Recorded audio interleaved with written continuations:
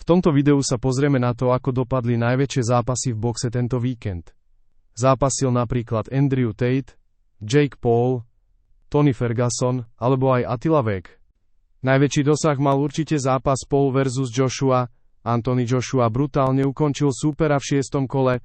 Jake je momentálne po operácii, pretože skončil so zlomenou sánkou. Hands down and his chin served on a platter for that right hand right there. And look at Jake Paul's face.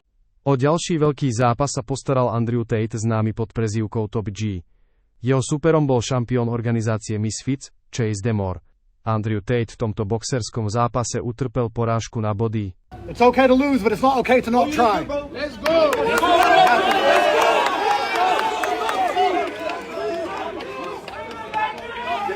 You have to try. And he's younger than me, he's 20 kilo bigger than me, he's more active than me. I didn't fight a pussy, I fought the champ. So let's go, in life you gotta get in there and you gotta swing and never give up. Thank you very much, everybody. Thank you.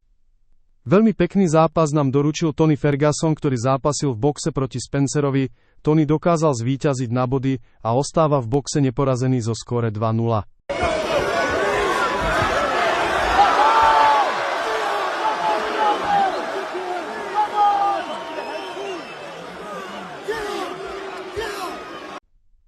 Attila Vek mal v sobotu zápas proti maďarskému boxerovi vo veku 51 rokov.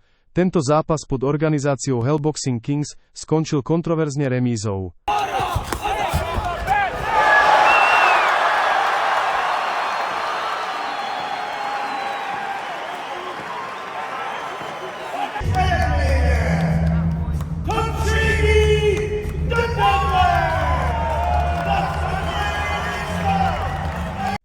Ak sa ti toto video páčilo a chceš viac noviniek, nezabudni dať odber, like a komentár.